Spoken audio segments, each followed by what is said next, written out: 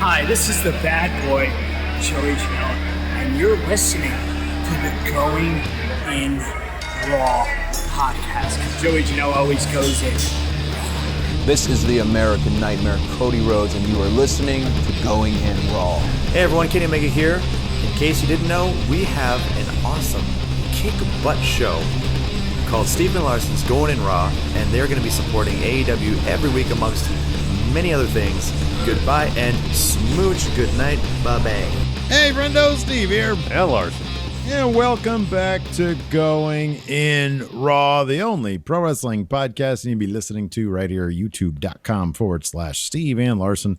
Available wherever podcasts can be found, and of course, taped live at the Twitch at twitch.tv/Steve and Larson.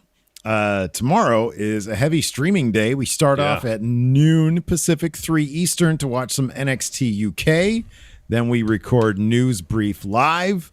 And then at 3 o'clock Pacific, I think, we do 3 at 3:30. It's the final Ask Steve and Larson.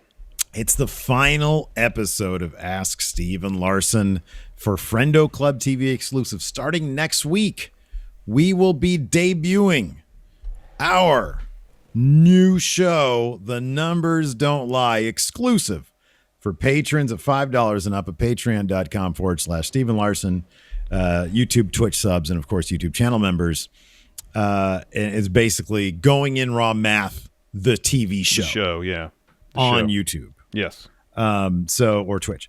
Very exciting. Should be a lot of fun. Every week we're going to be doing Going in Raw Math using not just our own stats, but the Friendoverse as well. You got that right. So stay tuned to find out how you get to participate in that. To watch the show, it's very easy. $5. Patreon.com/Steve and Larson. Great way to support the show. Correct. So let's dive into it, man. AEW Dynamite Road Rager in Miami. It felt good, man. It felt good to see people not at Daly's place. Just, maybe start acting. Look, I know Larson, pandemic messed us all up. We're all socially a bit awkward, out of it, maybe. Yeah. But don't jump barricades and try to get in the ring. Here's the thing. Yeah, there's certain social norms, certain rules that you need to follow still. One of which is you don't jump over the barricade and try to get involved in the show because they'll get clocked by Chris Jericho. Yeah. Wrestlers is one thing wrestlers secretly, I think, love. The idea of one of these sweaty fans jumping the barricade, breaking that wall where anything goes. It's no man's land. There's no law when you jump that barricade. And if a wrestler gets near you, wow. Oh boy. Oh, wow. It is open season on sweaty fans jumping the barricade. So don't do that. Don't throw things at people. Yeah, don't do that. Speaking of people who might have jumped the barricade, Tommy Yen, now known as Malakai Black, made his AEW debut tonight. Very exciting. I know. Fightful Select. By the way, go subscribe to Fightful Select. You get great news in your email, including something they posted today, which seemed to indicate that there was rumblings backstage in AEW that Tommy Yen could be on his way at some point. Mm-hmm. Mm-hmm. No firm details, just speculation backstage. Well, that speculation was founded because he showed up in the second hour. So during Cody's match against QT Marshall, which opened the show, the lights went out for a moment, just briefly. And the commentary is like, well, yeah, we've had some weather problems here. It's just power, not a huge deal. Later on, Arn Anderson's cutting an interview.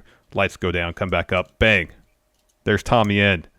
And he hits Arn with a black mass. Cody runs out, and Tommy Yen is like, all right, it's good. No, it's cool. No worries. Bang, black mass for him too. Yep. So obviously going to be Cody's program at All Out, I would suspect. Huge match. It's good to see Tommy Yen, Malakai Black in AEW, a place where his creativity will not only be embraced, but cultivated, and he'll get to see the vision of his character put out there. He's be in a position where he can put on great matches. He's not going to be stuck in a room for a damn year. I can tell you that much. So it's pretty and exciting. Yet I love that he respects his continuity, his own continuity. He has the busted up eye situation. He's wearing the contact lens from when we last saw the son of the Dark Father. The last name of Black remains, and there does seem to be some sort of dichotomy as we saw in the short film that he debuted on his Instagram. The Tommy End is still a thing. It's still a character, but then so is this Malakai Black. So where does one begin? Where does the other end? Is he going to be playing with the concept of what's real, what's fake, what's shoot, and what's work? The duality of man. Yeah. He's going to be a walking 2001: A Space Odyssey in AEW. I love it, man. I think it's awesome. I like even how they debuted him. We were literally just talking today about, hey, let him figure that out. And you had the foreshadowing, the flickering of the light, like you mentioned. And so immediately I was like, whoa, okay. Well, I mean, even sorry, I mean to cut you off, but even like the short film he did, that was foreshadowing. That was pretty much saying that's him busting out of the asylum that is WWE. You know? Right. Exactly. Yeah. And going on and being this new character. That was what that whole thing was about. And I guess, should have seen it coming. But yeah, you're right. Sorry. Go ahead. Continue. I am curious to know how Cody's old school wrestling philosophy is going to mesh with Aleister Black, getting meta with things. I hope that it'll be a collaborative process and we'll all benefit from it. And I hope Aleister doesn't get stuck on Cody Island where 4 months from now, he's going to be fighting Dustin and then Lee Johnson, and then he's moving on to QT Marshall. I mean, you're shaking your head, but you can't. You have to know that's a possibility. No, not for Tommy and not for Malakai Black. No, not going to happen. Yeah, you're probably right. No. Tony Khan's not going to spend that much money to keep him on Cody Island. No, they'll have their match in the build up to All Out. Will Dust get involved? Maybe. Oh yeah, he's got to do something. It's 2 months. It's 2 months away between now and All Out. Unless it's going to be a fight for the Fallen thing. They're going to have a segment where Aleister just this black masses every member of the Nightmare family. Yeah. Maybe they'll do that in the build up. But once let's have a hard time not saying Aleister. Once Malakai defeats Cody at All Out, Fight for the Fallen, whenever it happens, that's it. They're done.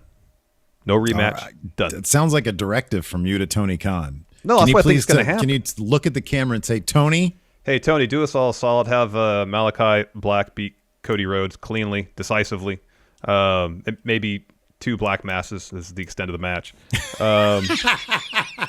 Whether it's Fight for the Fallen, All Out, and then just each of them move on to something else. I was to mention this to you pre-show.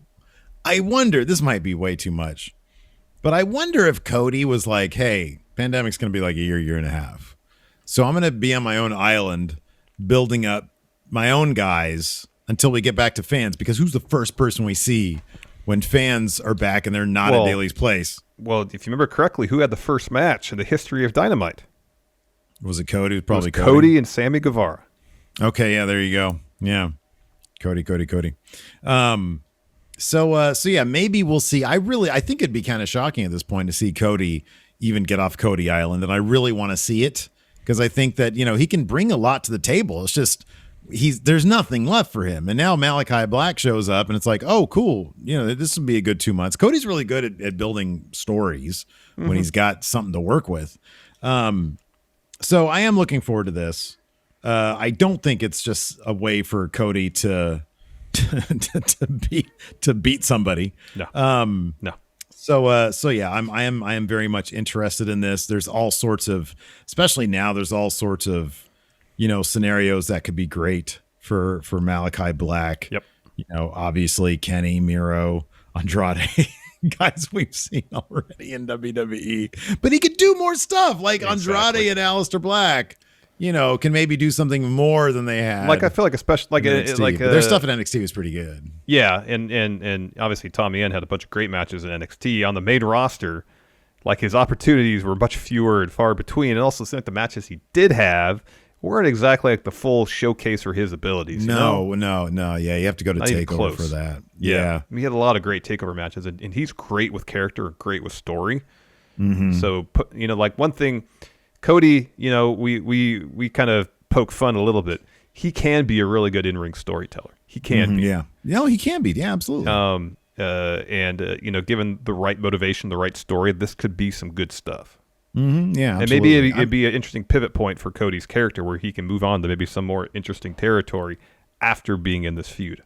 It is kind of funny how he's built over the past 18 months. He's built his own, speaking of territories, he has built up Cody Island. He's the king of Cody Island. So coming off that, it is kind of like, oh, wow, there's somebody from a different promotion coming to AEW now. It's Cody, It's like, because we haven't seen him for so long to fight the other names in AEW. Coming back around to like MJF or coming back around to other guys could be interesting stuff for Cody. But yeah, no, Tommy N being in AEW is really exciting stuff. It's pretty awesome, also pretty exciting. And it's funny because segueing into the main title scene, now we had a face-off with Hangman Page. He was reluctant, and he opted not to hit the buckshot on Kenny Omega when he came out to make the save for his Dark Order friend, Evil Uno. So instead, they had a bit of a face-off, and then Kenny sort of cowardly ran away. You notice like Andrade comes in, and he's a bad guy. Malakai's here. Clearly, he's a bad guy for now. They're lining up the heels for Hangman Page because we're about to have a face champion. Yeah, and I wonder if that can happen as soon as Fight for the Fallen. That's what Callis said in his promo, that Kenny does not have an opponent for Fight for the Fallen, which is the end of this month. I believe it's the last Dynamite of the month. So it's North Carolina, I believe. It's Charlotte, I think. Yeah, it is, because the next 2 weeks Dynamites are in Texas. I think it's Dallas and Austin, I think. So Kenny, all the stuff about North Carolina and his entrances. I know it's a shout out to Michael Jordan, but every reference to North Carolina is about something great Kenny has done in North Carolina, and for him to suffer a loss there would be some welcome irony, to this particular storyline. They've slow burned this so much ever since Kenny won the title that I was wondering, okay, once they start kicking it into motion, how fast they can get the momentum up. And they did a good move having their first face-off be in front of fans, because it felt like, all right, they could do this next week and I'd be into it, because the crowd popped huge for Hangman when he came out. Massive. Big time, yeah. A lot of cowboy shit chants. It was awesome. So given the story they've told between the two of them for more than a year, I think at this point it's more Page's story at this point.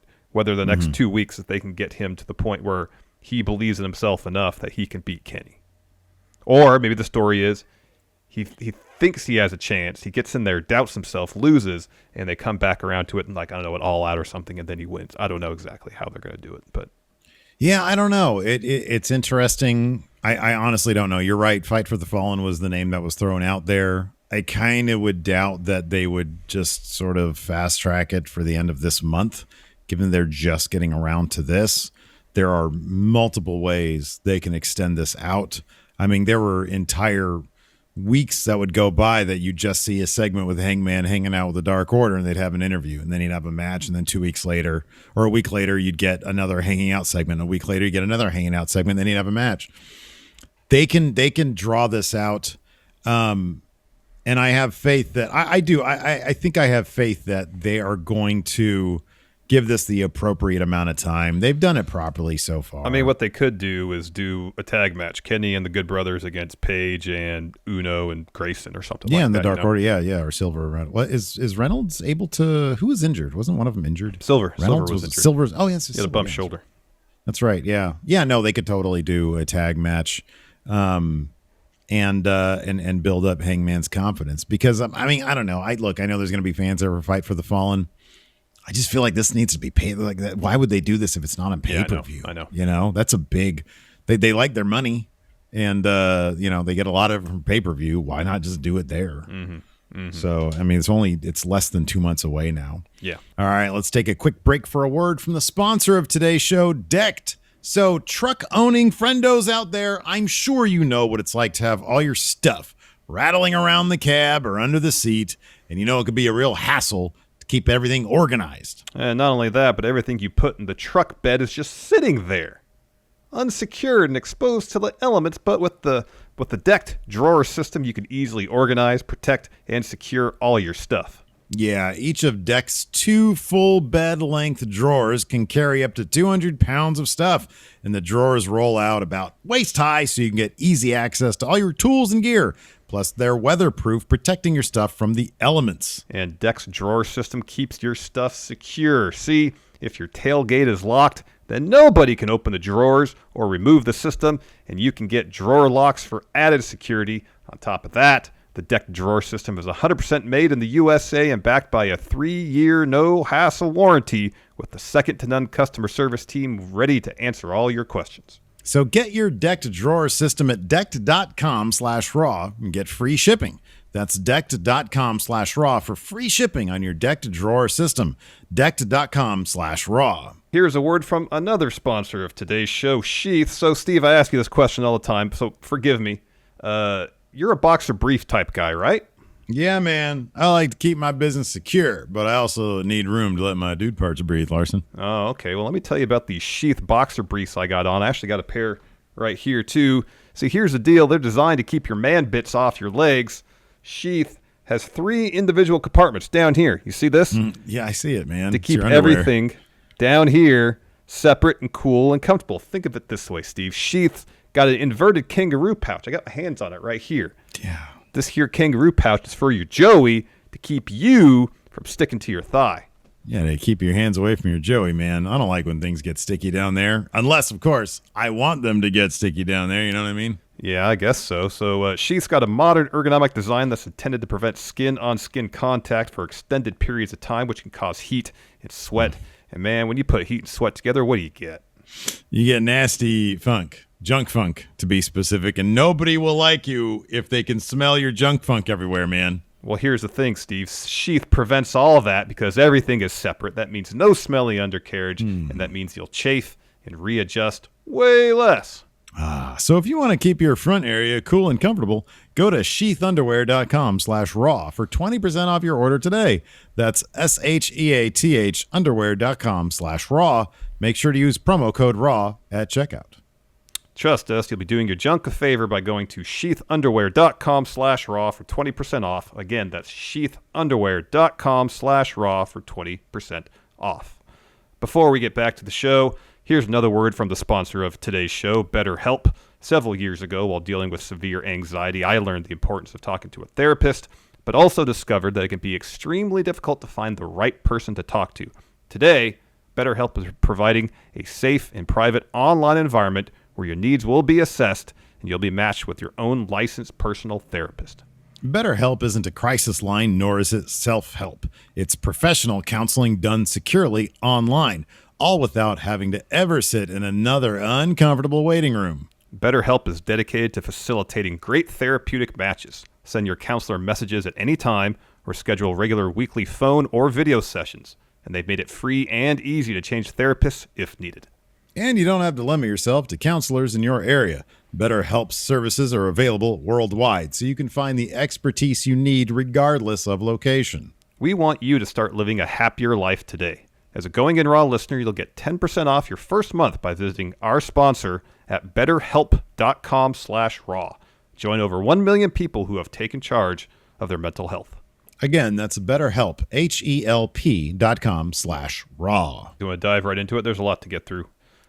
Show opened with Cody. Surprise, surprise, opening the first show in front of fans. In a strap match against QT Marshall. Poor QT got a jobber entrance.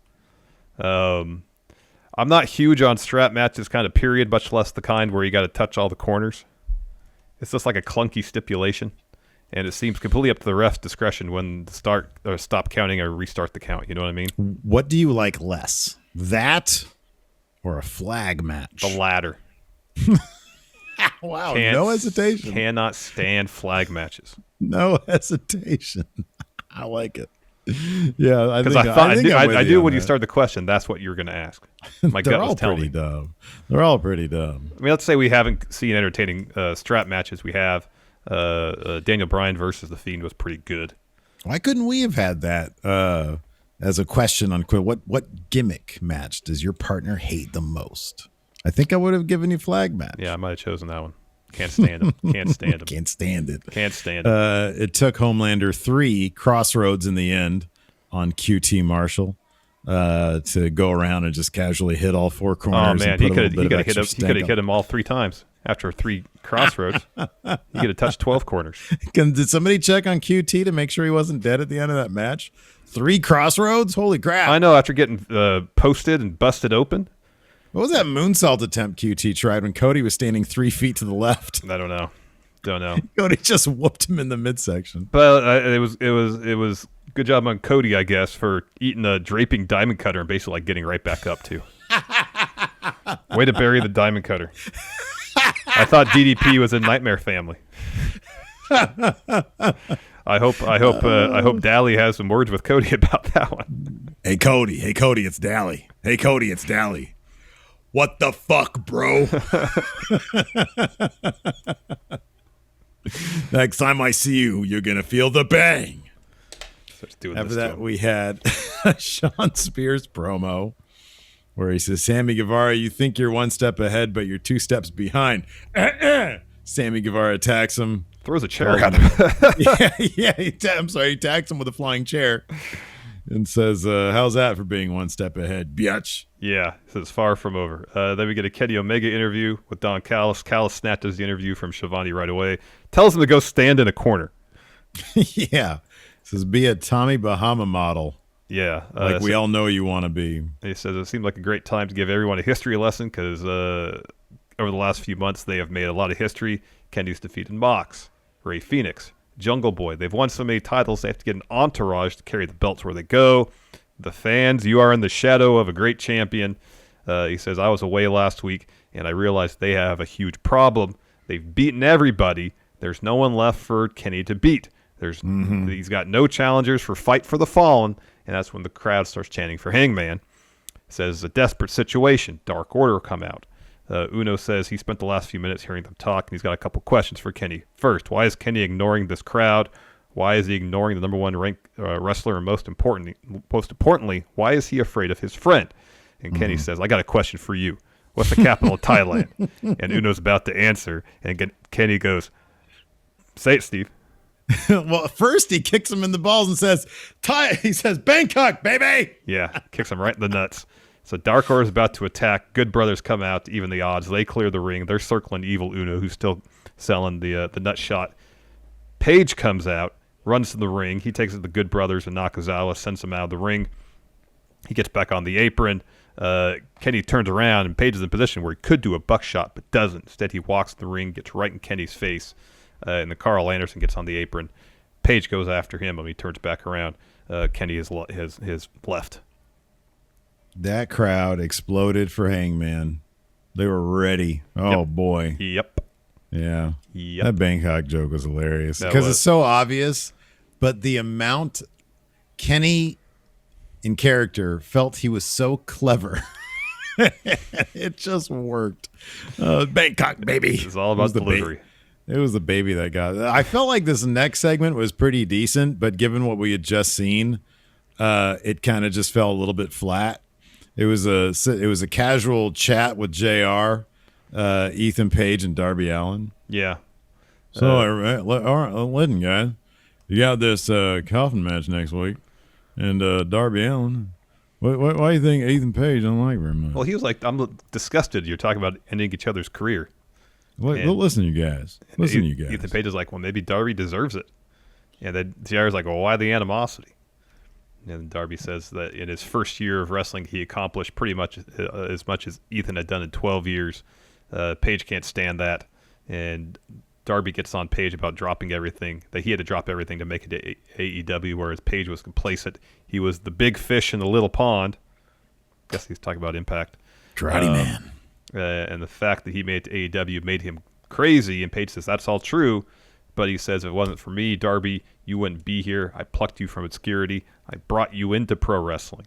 And since the day, Page says, since the day I was born, I was told I was going to be a star. Darby, you are what you are because of me, and I'm going to take you out in this coffin match. Yeah, JR says, well, I feel like this match is not going to be, what did he say? It's not going to end with peace and something? Something like that. It's going to have, I have a bad feeling about this I feel like match. this segment would have been a lot better if like Excalibur was doing the interview. I feel like when I see Ethan Page in that coffin, I'm going to be like, holy shit, what is that? You guys know if they're going to have any of them bikini models there to fight for the Fighter Fest? Holy shit. So after that, we had Pinnacle versus Inner Circle. Yeah, that's what he says. The Roman Empire has. He says, I don't have a peaceful, easy feeling about this match. I got a peaceful, easy feeling. Don't sing the Eagles, okay? Sorry, Lebowski. Yeah, Inner Circle versus Pinnacle in 6-man action. Santana Ortiz and Hager versus Fatur and Wardlow. Yeah. And, this is fun stuff. It was fun. So down the stretch, Dax Harwood's in. FTR hits a bunch of offense on Ortiz. That earns up a 2 count. Ortiz responds with a suplex. Hager comes in, tries for a Hager bomb on Cash. Instead, Cash gets his feet up. Hager right into an ankle lock. Dax breaks that up. He runs into a boot from Hager. And then Hager's like, Wardlow, come on in. So Wardlow tags himself in. They're trading shots. Hager puts on an ankle lock. FTR, they come in to break that up. Wardlow decks Hager from behind right into FTR. Bang, Shatter Machine, while Tully is distracting the ref to get the win. Afterwards, I don't know what Conan's doing here. He grabs the sock with whatever's in it, the baseball, and takes a swing at Wardlow. Wardlow completely no-sells. And then Tully comes from behind and chop blocks Conan. Oh, man. Tell me you wouldn't want to have Conan having your back in a vicious street fight, Larson. Be like, hey, Conan, I got my baseball bat. What do you have? I got a sock with a baseball in it. He is going to have your back. Yeah, that's for sure. Sometimes, Conan, I feel like you got to pick your spots, though. That's the issue. Right? Yeah. After that, we had this Jericho versus MJF. Did you miss this? This is great. What? So it's going to be Moxley and Karl Anderson for the IWGP US title next week. That's awesome. Yeah, I was going to talk about that later because they ran down everything a little bit later. But yeah, no, that's cool. That's going to be a good match because Karl Anderson, I know this might shock some people. He's a terrific wrestler. He is a really good wrestler. Just go back and watch the G1 Finals 2012. With Okada. That finish of that Finals match is outstanding. So Anderson had a bit of a promo talking about how Mox is a problem. Mentions Kenny was the first U.S. champ. Karl says it's a huge deal. I'm coming back to New Japan where Bullet Club began. And the fact that Mox has a U.S. title makes him sick. When he takes the title, remind everybody of his favorite thing, beating up Jon Moxley. Yeah. I was in the bread aisle or the bread section of Winco when that was happening. What'd you end up having for dinner? I know you mentioned the pre-show here that you went to Winco. Oh, I just got like a rotisserie chicken. I wanted something quick and easy. Yeah, I just got that real quick. So we had an MJF Chris Jericho standoff, a face-off here, where they get in the ring and they just sit at a table and talk at each other. And it was just going to be them, but then some sweaty jackass decides to try to get in the ring. Instead, he makes it the apron. Jericho's face lights up like, oh, I finally get to crack one of these guys square in the face. So he punches him. Camera then goes to the crowd, and then security takes the guy away. That. And did you notice that Jericho, up until his first line to say something, seemed like he was kind of uneasy? Oh, he was like looking around. His eyes were darting all over the place. Yeah. Yep. So anyways, MJF mentions that he's beaten Jericho twice, and he's like, now you're groveling for another shot. He says, but I don't blame you. Everybody wants the MJF rub. That's why I know you're waiting to hear the stipulations. And Jericho says, you know what? I should have let that fat bastard beat your ass, but I'm Chris Jericho. I'm not going to back down. I'll accept any stipulations MJF puts in front of me. I'll stand in front of a Mack truck. I'll even have sex with MJF's mother. Again. Yeah. And the crowd starts chanting, who's your daddy? Yeah, that's pretty great. That was good stuff. So then MJF says, he gets all angry and upset. He's like, no, I'm not going to let you rattle me. Says, it's a shame it's gotten to this point. I used to look up to you. And one of my favorite parts of your career is when you were at odds with Moxley. Remember what you put him through. Kris made him wrestle every member of Inner Circle. He says he's taken that blueprint but making it better. He says he grew up loving Greek mythology, and his favorite story was the labors of Hercules. And he says in this case, there'll be 5 of them. First, there'll be 4 matches against opponents of MJF's choosing with stipulations of his choosing. And if you win all those matches, your 5th labor will be a match against MJF. And he says, once I beat you, Jericho, for the 3rd time, maybe then you'll realize that I'm better than you. And he says, sign the contract. Just to clarify, he did say back-to-back matches. So is this going to be like a gauntlet situation with 4 opponents That's for Jericho? Unclear. I don't know. I mean, when you say back-to-back, I don't think that means subsequent weeks, but I get it could. It could be back-to-back weeks. You know, he didn't specify what the time frame was going to be. I didn't eat the entire chicken, chat. I gave some of it to my family. Have you ever eaten an entire rotisserie chicken by yourself? Yes. Yes, I have. Yeah, I have. Yeah, of course. They're not that big. It's just a chicken. Yeah. Anyways. So, go ahead. Jericho says, if I can't last these labors of Jericho, maybe I don't deserve to be in AEW anyways. He says, I'm going to accept your stipulation because he's the god of war in AEW. He's going to beat him. Jericho says, I'm going to beat MJF and ruin his life, just like MJF tried to ruin his. He signs the deal. He's about to leave. MJF tells him to wait. Says the deal isn't done until both parties shake hands. And so they shake hands, and MJF is trying to pull away. Jericho doesn't release his grip. Pulls him in. Judas effect. Bang! Judas effect. After that, Britt Baker probably had the line of the night. She had an interview with Tony Schiavone. It mentions how last week she was forced to take part in a match no one wanted to see.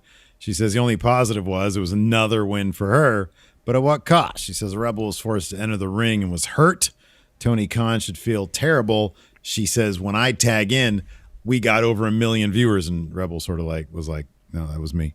And then and she's like, all for what? So Vicky can bring in Andrade El Idolo? She's like, Rebel's knee exploded. I nearly died, but hey, Tony Khan has Andrade. You have your blood money. Maybe AEW can run in Saudi Arabia next week. What a great line that was. She says Nyla's never getting the title back. She's going to send her back to obscurity. That was a freaking line and a half right there. That was great. Oh, and then she says they call Dallas the Big D, but by the time she's done, it's going to be the Big D MD. Correct. Next, we had Matt Sydal versus the debuting Andrade El Idolo. Andrade El Idolo versus Matt something. Matt something. And man, Andrade's entrance gear was outstanding. Oh, it was cool. Mask. Yeah. He came out in a suit, pinstripe suit. And then I was like, okay, he's going to take, he's going to do like what Naito does, where he comes out in the suit. It's just his entrance gear. He takes it off. Well, he took the jacket and shirt off, but he wrestled in basically pinstripe slacks. It was pretty cool, yeah. It was pretty awesome. It was neat, yeah. The black mask was very reminiscent. Somebody in our chat brought it up too, and I think I recognized it when I saw it, although I'm not completely caught up. But I think it's a Batman character named Black Mask. Yeah, it's kind of the same vibe. Yeah. It's a fun match. Andrade, there's a picture-in-picture in the middle of the match that Andrade thoroughly dominated throughout. Just basically wiped the floor with Matt Sydal for a period. Yeah. After the commercial break, though, Sydal reverses a belly to back into like a splash. They trade some strikes. Andrade sends Sydal into the corner, misses a running knee. Sydal hits a spinning heel kick, a bunch more kicks, rolls him up, gets a 2. He goes for a knee. Andrade avoids that, hits a huge lariat. He goes at the top rope. Sydal meets him up there. Andrade dumps him to the Trio Woe, kind of. Goes for the double stomp, misses that. Sydal hits a Meteor from the top. That gets him a 2 count. Andrade hip tosses Sydal into the corner, follows with a double running knees. Hammerlock flatliner now. It's not the DT. Yeah. It's a flatliner for the win. And after the match, he just goes, he takes his belt off and uses it to stretch Sydal. Pretty great. It's pretty great. Good stuff. After that, we had Arn Anderson in the ring for an interview. And he sort of takes the mic from Tony. And before he releases anything, he's like, all right, let's get to it. We got fans here. Let's just get into it. And lights go down. And everybody's like, whoa, what's going on? Lights come up. and it's Malakai Black. And Excalibur's like, oh, it's Tommy End, but it's Malakai. So he's sort of stumbling all over. That was my only complaint about the thing. But it was like his larger point. I get what he was trying to do. Is like, I think his point was, because he said, I wrestled Tommy End at Dusseldorf 15 years ago or something like that. So it's like, the idea is I know who Tommy End is, and this doesn't look like the guy I know. You know, that was the point, I think. Yeah, I get it. I just think it's a really abstract idea that I think probably is better explained via that short film that Tommy End did, or letting him use his own words. I don't know what commentary. I don't know what in the meantime commentary should say. Maybe something like, I think that's Tommy End, but man, there's something much more sinister about him. I mean, how else would they know? Should say he's a was it the blue collar? Whatever Corey Graves said when Alistair debuted on main roster. He fights for the blue collar man and the crust punks. Yeah. I mean, that's what he should have said, huh? Like, I know, anything is better than what they did with him in WWE. Anything. A little bit of confusion's okay compared to that. But he fights for the working class and the elite and poor people. He's not the everyman, but he is everyman. But he is everyman, yes.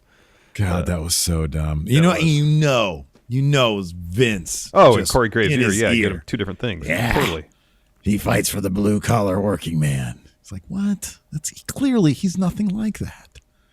I don't know what to think about that. After that, we got something rare at AEW, kind of a recap package. So I guess this is something for Dark or whatever. They said they prefaced it. It said earlier tonight. Yeah, Ricky Starks commandeered the ring, but Hobbs and Hook are out there. There's people in the ring. Weird. So it makes me feel like this is something that was shot for Elevation or Dark anyway. So he earlier says tonight, people were just milling about. Yeah, I know. People decide to get matches in that aren't televised. So he's got his own security detail, and he says he's got his own security because he's not medically cleared yet, and you can't trust Cage and not put his hands on an injured guy and starts grabbing his neck because he's got a bad neck. So Taz comes out. There's cuts in this too, flash frames. So this was edited together. Yeah, it was a whole thing. Taz comes out, says this is embarrassing. Starks cuts him off, says Cage is the one who's embarrassing. He says if that means I've got to protect myself, so be it. He says he's going to beat Cage, win the FTW title, and then party like an FTW champion. He says he says the W, though, stands for wife. He's going to party with Brian Cage's wife. Whoa, Melissa Santos. Her ears are burning. So Cage runs out. Stark leaves, and his security takes the beat down at the hands of Brian Cage. Yeah, man. Ooh, he was not happy about that. I wonder if Melissa's down with Absolute. I don't know. We're going to find out, hopefully. Anyways. Hey, who do you like in that match, the FTW match? God, I hope Starks wins. I hope Starks wins. I hope he wins it. I hope so. And takes Melissa with him. Wow. He's like, hey, lady. But who gets Lizard Steve then? Split custody. Custody. It has to be. You got to think about the kids, man. You got to think about the kids. That's true. Lizard Steve on a pole match. Oh, gosh. After that, we had the Bunny and the Blade taking on Orange Cassidy and Kris Statlander. It was a nice little touch before the match began. Aubrey Edwards patted down the Blade to make sure he had no foreign objects. He did have some brass knuckles, of course, last week. We saw those employed against Orange Cassidy. And they would come into play here tonight as well. He had a second pair somewhere, second set somewhere. It was the first time I've seen a ref actually find something on a pat down since Adam Mayhem brought a gun to the ring in his H champion match against Simon Miller. Yeah, that was a shocking development, wasn't it? It was, yeah. So the finish of this sees Kris Statlander hit Blade with the 450 splash. So Orange Cassidy goes for the pin. Bunny pulls him out of the ring. The ref is there trying to keep them apart. And then the Blade somehow materializes some brass knuckles, clocks Orange Cassidy with them when he gets back in the ring while he's going for an orange punch. The ref won't count the pin, though, because Orange Cassidy hadn't legally tagged in, or Statlander had tagged in. So she's a legal competitor. So then Statlander gets in there, pushes Bunny into Blade, knocks him out of the ring, hits Bunny with Big Bang Theory to get the W. Dang MQ here in chat asks, so what was Mayhem's reason for bringing a gun to the ring? Pretty sure he was going to shoot Simon Miller. He's just trying to keep that title. I think he was trying to retain the title, yeah. Yeah, it seems like it. Why else would he bring a gun to the ring? So what do you think of this next bit? It was really quick, so it didn't overstay. This is going to be the thumbnail. This is going to be the thumbnail, man. Oh, that little tiny trophy. Jungle Boy getting the 50-win trophy, yeah. Yeah, right? That's going to be the thumbnail. That's the biggest thing for tonight. Aleister Black's debut, no. Hangman, Andrade, Kenny Omega. debut match, no. Yeah, that. None of that. Jungle Boy in that little tiny, it's like he won a short film festival. Mm-hmm. You know how I know that? Because I won a little tiny trophy. Got like one of those. Got one of those. I got one of those. So, 50 wins or make a film in 10 days and win an award. Either one. Yeah. He was like, they didn't even bring him out. They didn't bring him out to the ring. It was just at the No, this was shot early in the day, I think. I don't think it was live. Oh, yeah. It's just everything earlier in the day. That's the most Team Taz thing. They didn't even get a live segment.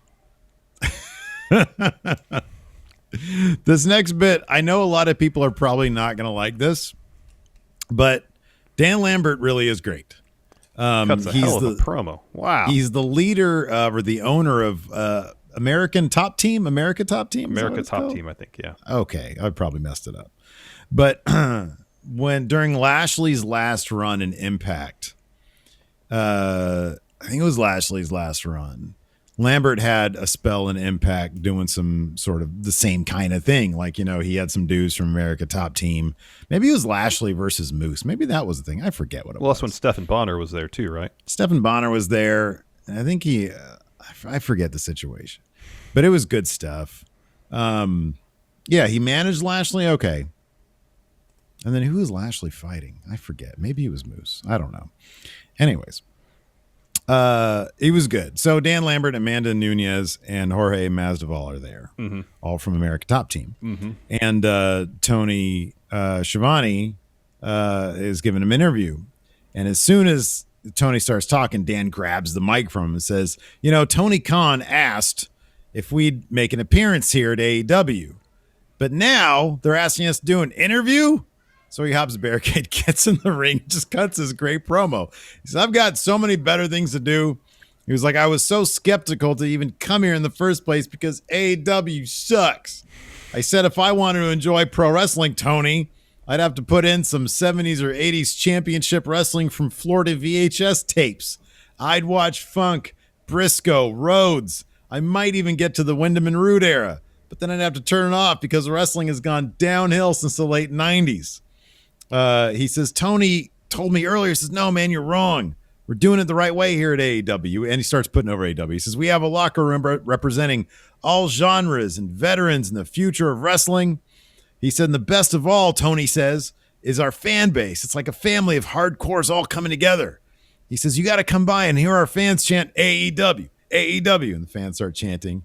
And he says, but maybe I was wrong. Always trust your instincts. And Lance Archer backstage has had enough, shows up, decks him, and then gives him a blackout. Holy shit. I was like, oh, this could be bad. Lambert took it like a pro. He knows how to take a bump, tuck the chin and everything, man. Yep. That was great. It was a little long, but it was really good. It was really good. It was really good, but I could totally understand. I didn't look at this, but I was like, oh man, people aren't going to be in this if they don't know Dan Lambert.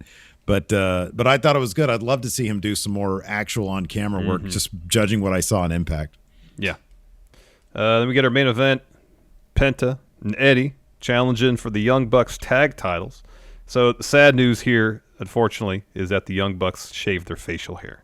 Oh, so bummed out about that. But it is a street fight, so they did wear jeans. However, they wore jorts. Jorts variation of jeans. Yes. Yeah. They were tight jorts too. They weren't like Cena jorts. They were tight jorts. They were yes. Tight. Yes. Very tight. Slim fit. Oh yeah, it was. So it was Lashley versus Moose. That's what I thought. And Moose enlisted the aid of Stephen Bonner. Okay. Yeah, because like Team America Top Team or whatever, they had, I think at the time they had Kobe Covington and a couple other names, Anyways, so yeah. This match was a lot of fun. At one point, the Good Brothers hit the ring. They start beating up on Eddie ringside. Penta takes them out with a tope. Cutler then is in a situation where there's like some back and forth between Penta and I think Matt about who's going to get sprayed by the cold spray. Anyways, Kazarian, the Elite Hunter, comes out. He power bombs Cutler through a table ringside. Penta then hits package pile driver. Eddie then hits a back fist. However, there was a ref bump earlier when Nick hit a 450 on the ref. So, who was it? Must have been Matt. Couldn't tap out. Yeah, if Nick hits the 450, it has to be Matt. Because Eddie has Matt, and he's tapping out right after Nick does the 450 to the ref. Yeah. So the ref is still out after Eddie hits the back fist.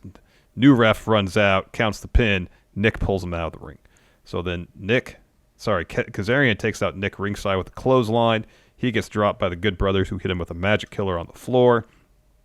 Kingston brings some thumbtacks into the ring, dumps them out of onto the mat. Matt smacks him in the face with a streamer with a bunch of thumbtacks stuck in it. Sets it for a powerbomb of the tacks. Penta runs in, breaks it up with a garbage can. Later on, Nick hits a Frankensteiner on Penta onto the tacks. Eddie pushes Matt to break up the cover into Nick. And then the finish saw Eddie get a mouthful of tacks. Eats a super kick from Matt while Nick holds him up. Young Bucks get the win and retain the tag titles. Yeah, really fun stuff. Yeah, absolutely. Let's go ahead and answer some questions. I have a thread right here at patreon.com/Steven Larson. If you can't make the show live, head on over to the Patreon.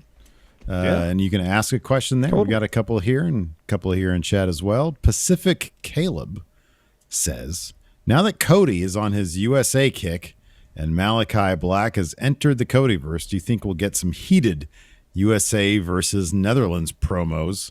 What do you think they'll be about? I doubt it. I doubt they're going to go that route. Yeah. I feel like we're going to get some very interesting, some very cool Malakai Black short films, some promos. Cody is going to be the old school guy here, and he'll eat a couple of black masses.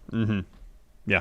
Get that loss. That's what I'm hoping for. Anyway. Yep, same. Standards. At some point, how many more WB guys can AEW take on? They need to build the future, and other than Andrade, Miedo, and Malakai Black, at this point, most of the WB names they are bringing in are in their late 30s.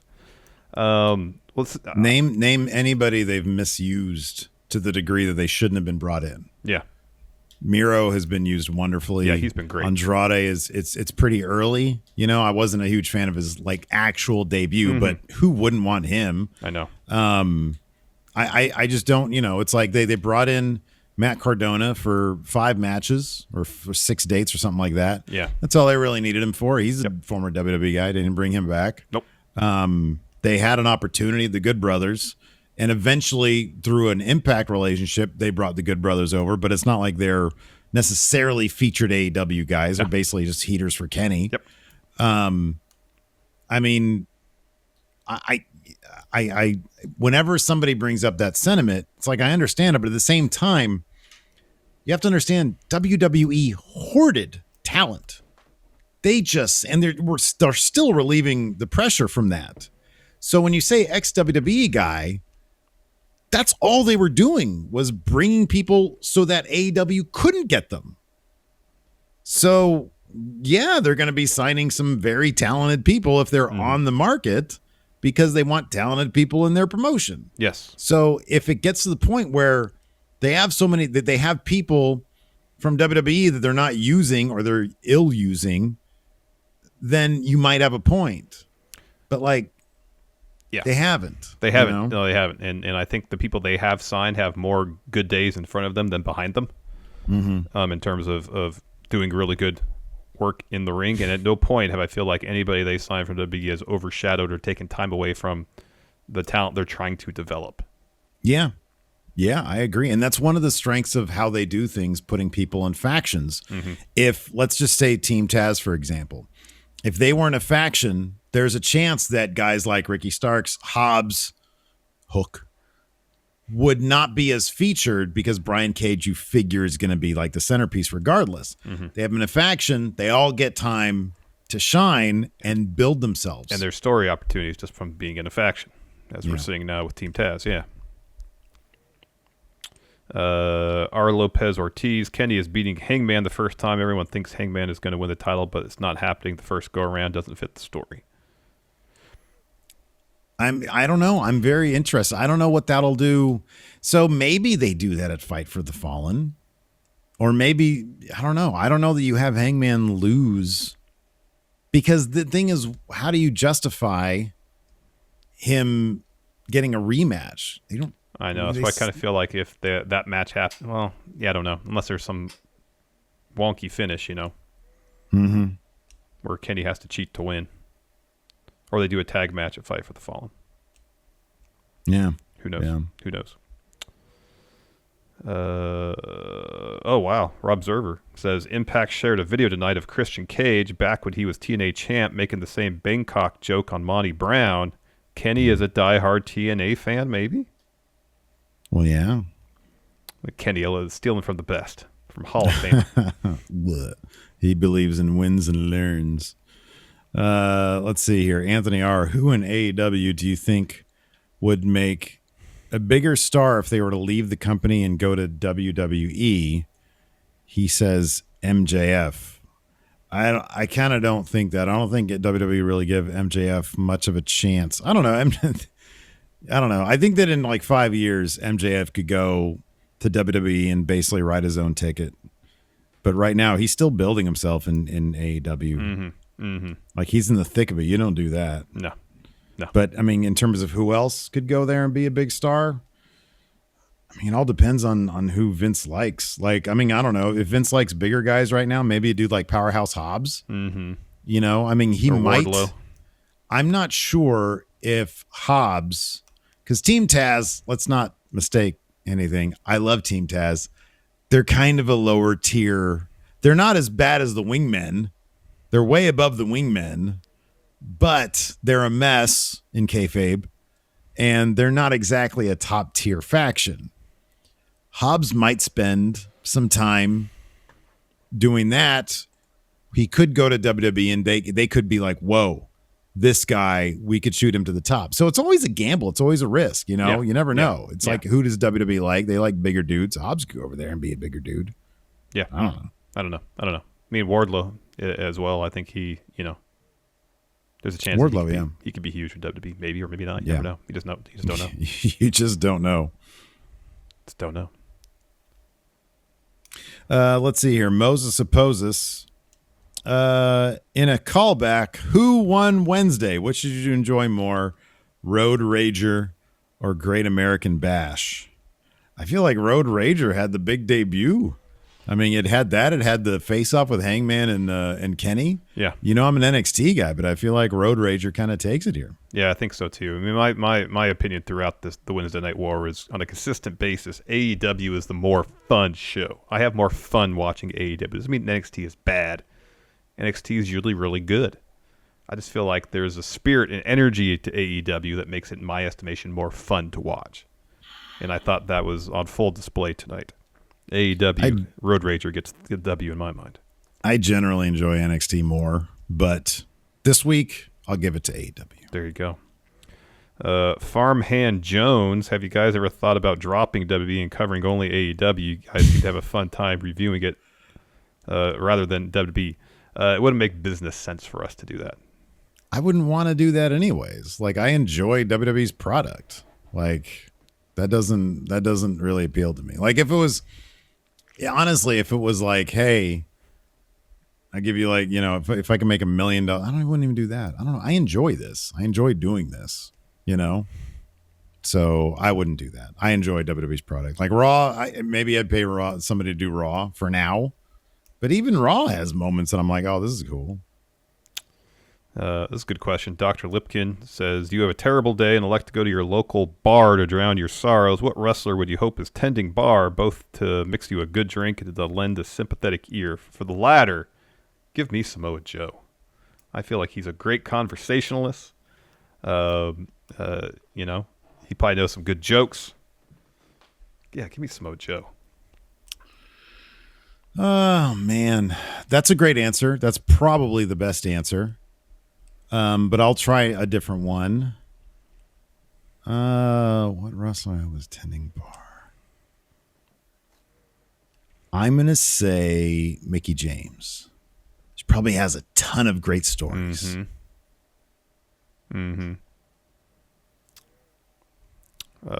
Jorge D. So what happens to the remnants of the Codyverse now? QT got completely buried today in the factory besides the Go-Go has been duds. Was this whole feud because Cody literally had no one new to debut against him?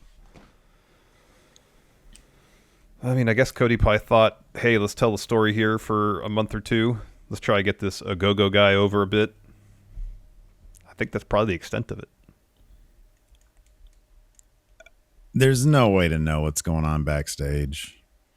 I'm sure there's going to be a book written one day, and it'll probably confirm our suspicions that there's probably some philosophical differences behind the scenes, but you can't say that for sure. Yeah. I mean, ideally, I'd like to think that maybe Cody was thinking, hey, I'm going to focus on building up, this group of people that I'm close with because I think it's best for the company in the future. Everybody else has other stuff going on. And then when fans are back and I come out of that, bubble, things will seem fresh again. Mm-hmm. Maybe that's the thinking, or maybe if you want to be more cynical about it, maybe there's just personality conflicts and he's like, I'm going to do my thing over here. I don't know. Who knows? Yeah. Who knows? You got a question? You got one? Yeah, from the Enforcer. Says, what type of TV reality show is Cody Island? Is it like Survivor Island, Temptation Island?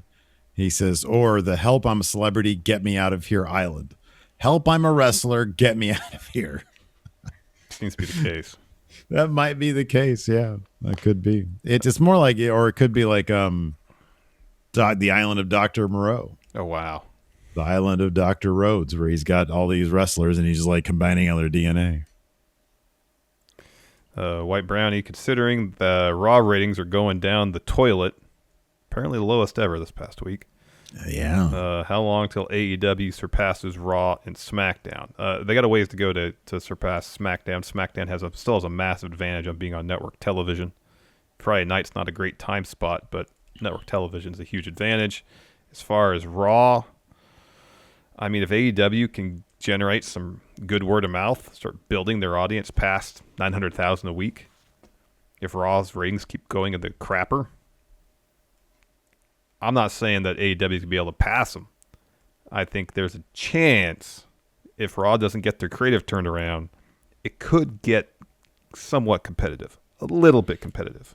I think that they might be able to approach them in the demo. I don't think not in the near future, they're going to come close to them in terms of total viewership. This is a time of year when there's always a lull in WWE's creative because they're in between. We're coming up on Money in the Bank, which is going to boost their ratings. Not long after that is SummerSlam, which is going to boost their ratings. The shakeup always boosts the ratings. They go from moment to moment, and right now we're just in between moments. It's going to take AEW a little bit of time to continue to build that audience. And when they get preempted, I mean, they also have to contend with a channel switch coming up in January. They're going to have some hurdles, but they're on a good path. Oh yeah. They're on a good path, but I think that to me, it seems more likely WWE is going to turn around on Raw than continue to sink to new lows every single week, because you got people like Becky coming back. Brock is probably going to come back. Cena's going to come back. So I don't know. I honestly don't think that's going to happen, but I could be wrong. And I like this. Adrian C says, what's the better way to introduce Alistair? How it was done tonight, or the Triple H PowerPoint presentation from a few years back? God, what a freaking waste. What an absolute waste. Hey, look, we've got some really great talent here at NXT. Now they're here. Here they are, everybody. Look, it's got Alistair Black. I know. I give you and his PowerPoint teammate presentation. Ricochet. I know. Everybody, look, we're shaking things up, everybody. Dad told me. So EW here has a good idea as far as how they can handle the Hangman and Omega stuff. Have them go to a time limit draw at Fight for the Fallen, and then have the rematch at All Out. So Hangman doesn't win the first time, but he finds out, hey, I can keep up with Kenny in the ring. he gets confidence that way. It leads to the win at All Out. I think that's a great idea. Isn't it? That was Rocky 1, right? Was it a draw, or did Rocky technically lose, but he thought of it as a win because he went the entire way? Yeah. A bit different. R. Lopez Ortiz says this time around, Hangman won't go on a spiral after losing to Kenny. He'll end up becoming stronger because of the good relationships he's made with the Dark Order. They will prop him up. Second match, he kicks out of the one-winged angel and wins, but that's just just his head canon. So that could be. Yeah, that's good. That could be. Joe Ora says, if Conan is going to be a regular with his boys, is it safe to say that LAX is back? No, because he owns the name LAX, and there is no way that Santana and Ortiz should agree to call themselves that, because they want their own name, because he might not be there forever, and then when he leaves, he takes the name LAX. Yep. So, who asked this question? Dark Shadows Egg, just tuned in. Did you guys read the PW Insider article on why Malakai Black was able to show up tonight? So, here's the article. This is from pwinsider.com. Yeah, so this is what they just say. Quote, pwinsider.com is told that back when Tommy End was moved to the main roster several years ago, the company failed to update his contract from the standard 30-day non-compete that NXT-level talents received to a 90-day non-compete that main roster performers are given. So what can only be described as a bad clerical error allowed End to be free and clear in the time for the first episode of Dynamite on the road and surprised everyone. Now, that's awesome. Fightful has reported numerous times, Sean Ross Sapp has, that WWE's been like pretty cool with people getting out of their non-competes early. So I just chalked it up to that. But if it's, what PW Insider is saying is true, there's a huge corporation over there. Mistakes happen sometimes. Who let this happen? Who let this happen? Crazy. Anyways. Crazy. Yeah, the wrestling business is a weird business, man. It is. Anyways, that's going to do it for us. Thank you, everybody, for tuning in. We appreciate it.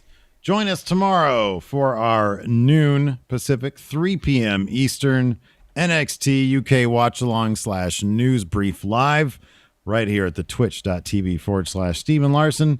Thanks for joining us. Till next time, we'll talk to you later. Goodbye.